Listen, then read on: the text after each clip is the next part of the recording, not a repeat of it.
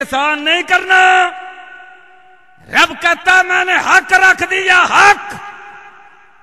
الحمدللہ ہم نے اللہ کے فضل و کرم سے اللہ کی توفیق کے ساتھ یہ کام کیا. ہم نے سری لنکن گورنمنٹ کے کہنے کے مطابق 1 کروڑ روپے کا سامان ان کے سپرد کیا, اور الحمدللہ میں ان دونوں ملکوں کے اندر گیا, وہاں پر جو ہمیں توفیق تھی ہماری جماعت کی طرف سے الحمدللہ میں نے اپنے ہاتھ کے ساتھ جو مستحق تھے ان میں بانٹا, کیمپوں میں دیا, کیمپوں کے سربراہان کو دیا. جو ہم کر سکتے تھے الحمدللہ یہاں بھی کیا اور وہاں جا کر بھی کیا. اور جو ہم کر سکتے ہیں, آج کل ہی کراچی میں نے پریس کانفرنس کی, 7 ٹرک بلوچستان کی طرف روانہ کیے.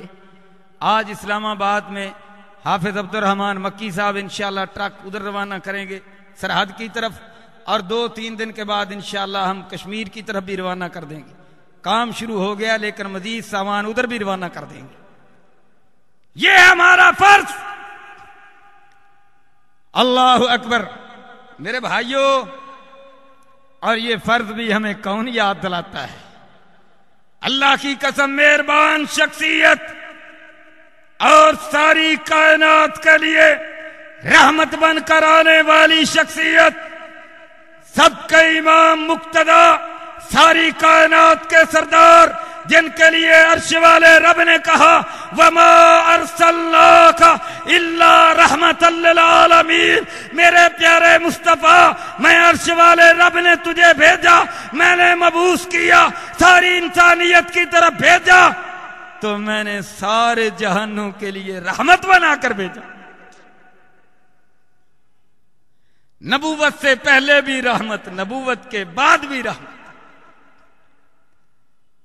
نبوت سے پہلے بھی رحمت, بعد بھی رحمت.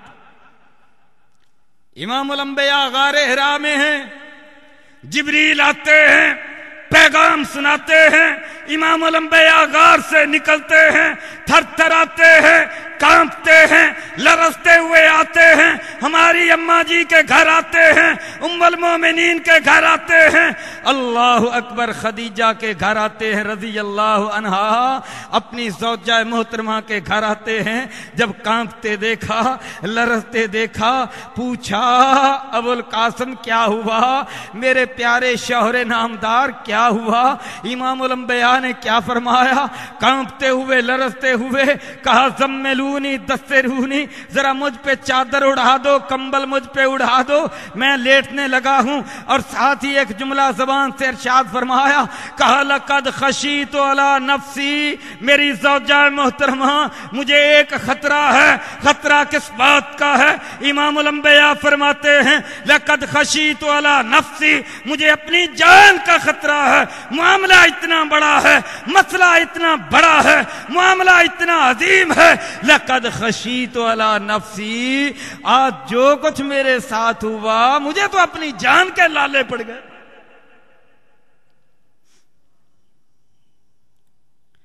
مرکز القادسیہ میں جمعہ پڑھنے کے لیے آنے والوں میرے بھائیوں اور میری بہنوں, صدیقہ کائنات نے کیا کہا؟ عرب کی مالدار ترین خاتون نے کیا کہا؟ عرب کی سب سے دانشور ترین خاتون نے کیا کہا؟ جن کی دانشوری مانی ہوئی تھی, اللہ کی قسم انہوں نے کیا کہا؟ صحیح بخاری کی پہلی حدیث ہے, کیف کان بدء الوحی الی رسول اللہ, اور کیا کہتی ہیں حضرت خدیجہ؟ کہتی ہیں کلا, ایک ایک لفظ اللہ کی قسم, دانش کا سمندر, دانش کا سمندر, دانش کا سمندر, بحر بے قرار, فرماتی ہیں کلا واللہ, اللہ کی قسم ایسا نہیں ہو سکتا. کلا واللہ ما یخزیک اللہ ابدا, میرے شوہر نامدار خدیجہ کہتی ہے, اس لیے کہ خدیجہ آپ کو جانتی ہے. کلا واللہ ما یخزیک اللہ ابدا, ہمیشہ ہمیشہ کے لیے یہ کبھی ہو ہی نہیں سکتا کہ عرش والا رب جناب والا کو رسوا کر دے. ڈسگریس کر دے، ہلکا کر دے، خفیف کر دے، رسوا کر دے۔ کلا واللہ ما یخزیک اللہ ابدا، ایسا نہیں ہو سکتا۔ اور اس جملہ کے بعد کیا کہا حضرت خدیجہ نے رضی اللہ عنہا؟ 5 چیزیں بیان فرمائی۔ آج یاد کر کے 5 چیزوں کو جانا۔ پہلی بات کیا کہی؟ انک لتصل الرحم۔ آپ تو رشتہ داری کا خیال کرتے ہیں، ناتا جوڑتے ہیں، کوئی ناتا توڑتا رہے آپ جوڑتے رہتے ہیں، رشتہ داروں کا خیال کرتے ہیں، خالہ کو اس کا مقام دیتے ہیں اور جناب والا چچا کو اس کا مقام دیتے ہیں، رشتہ داری کا خیال کرتے ہیں، قبیلوں کا خیال کرتے ہیں، حتیٰ کہ جو آپ کو دودھ پلانے والی تھی آپ تو اپنی چادر بچھا کے اس کو اوپر بٹھا دیتے۔ انک لتصل الرحم، ناطے جوڑنے میں، رشتہ داری کا خیال کرنے میں ابو القاسم آپ سے بڑھ کے کون ہوگا؟ انک لتصل الرحم وتحمل الکلہ، جس کے پلے کچھ نہ ہو اس کا بوجھ آپ اٹھاتے ہو۔ تکسب المعدوم، معدوم جو اس معاشرے کے اندر ایسا پس جائے، ایسا برباد ہو جائے، اس کا معاشرتی سٹیٹس، سوشل سٹیٹس کوئی نہ ہو، معاشرے کا گرا پڑا شخص ہو، تکسب المعدوم، آپ کے پاس نہ ہو تو اس کے لیے کمائی کر کے اس کی جیب میں ڈال دیتے ہو۔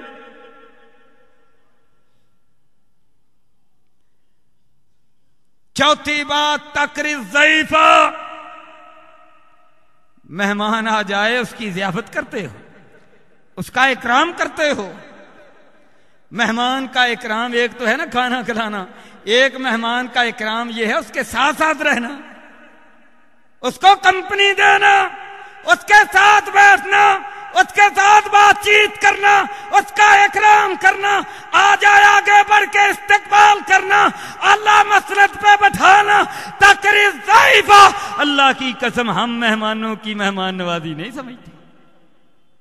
پوچھو امام الانبیاء محمد رسول اللہ صلی اللہ علیہ وسلم، ہم سمجھتے ہیں بس روٹی کھلا دی مہمان نوازی پوری ہوگی۔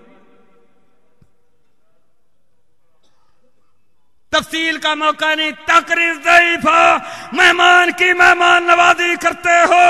اور 5ویں بات وَتُعِينُ عَلَى نَوَائِبِ الْحَقِّ، جب معاملہ حق کا ہو، فیصلہ کرنا پڑ جائے، ایک طرف نواب ہو، ایک طرف چودھری ہو، ایک طرف وڈیرا ہو، دوسری طرف مسکین ہو، دوسری طرف وہ گرا پڑا ہو، اور گرا پڑا ہوا ہو حق پر، آپ جب بات کریں گے آپ کی بات کا وزن جائے گا، آپ کے مقام کا وزن جائے گا۔ اللہ اکبر، وہ وزن کس کے پلڑے میں جائے گا؟ مسکین کے پلڑے میں جائے گا۔ وَتُعِينُ عَلَى نَوَائِبِ الْحَقِّ، آپ بات کریں گے، حق کی بات کریں گے، چاہے باپ رگڑا جائے، چاہے بیٹا زد میں آ جائے، چاہے چچا مارا جائے، چاہے دوست کا بیڑا غرق ہو جائے، چاہے اپنی جائیداد جاتی رہے، چاہے جان کا خوف لاحق ہو جائے، تُعِينُ عَلَى نَوَائِبِ الْحَقِّ، آپ اعانت کریں گے تو حق کی کریں گے،